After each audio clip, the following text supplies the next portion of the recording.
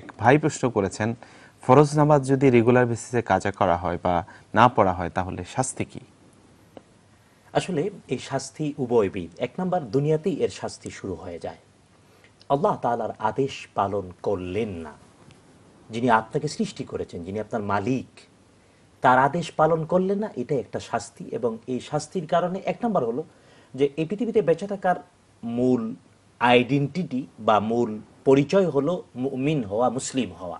তো যে ব্যক্তি ইচ্ছা করে ফরজ নামাজ ছেড়ে দেয়, বিশ্বনবী মুহাম্মদুর রাসূলুল্লাহ সাল্লাল্লাহু তাআলা আলাইহি ওয়াসাল্লাম বলেছেন, ইচ্ছা করে যে নামাজ ছেড়ে দেয় সে কুফরি করলো।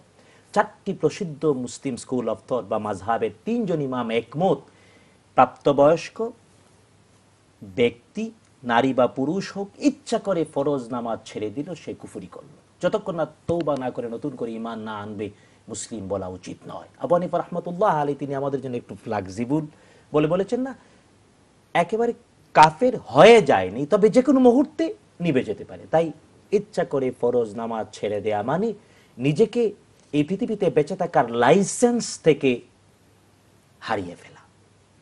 তার মানে ব্রিটেনে যারা বসবাস করেন বুঝতেই পারেন, চলতে গিয়ে প্রতি মুহূর্তে লাইসেন্স লাগে। যদি আপনার আইডেন্টি না থাকে তাহলে সব জায়গায় ধরা খেতে হবে, দুনিয়াতেও ধরা, পরকালে তো অবশ্যই ধরা।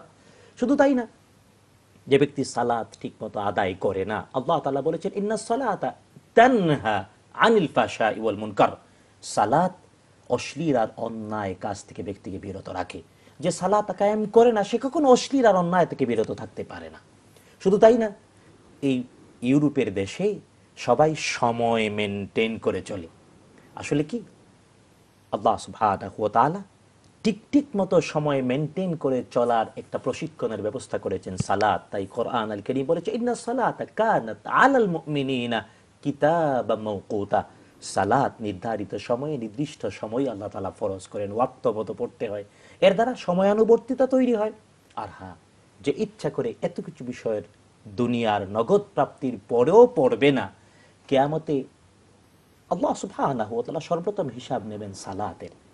যার সালাতের হিসাব মিলবে না, বিশ্বনবী মুহাম্মদুর রাসূলুল্লাহ সাল্লাল্লাহু আলাইহি ওয়াসাল্লাম সাবধান করে দিয়ে বলেছেন তার কোনো হিসাব মিলবে না। তাই বন্ধু সাবধান। আর হ্যাঁ, কেবল একটি ওয়াক্ত নামাজ না পড়ার কারণে ৮০ হোক বা, এটা ব্যাপকভাবে প্রচলিত, দুজকে আগুনে আগুনে পুরার শাস্তি পেতে হবে। আল্লাহ তাআলা হেফাজত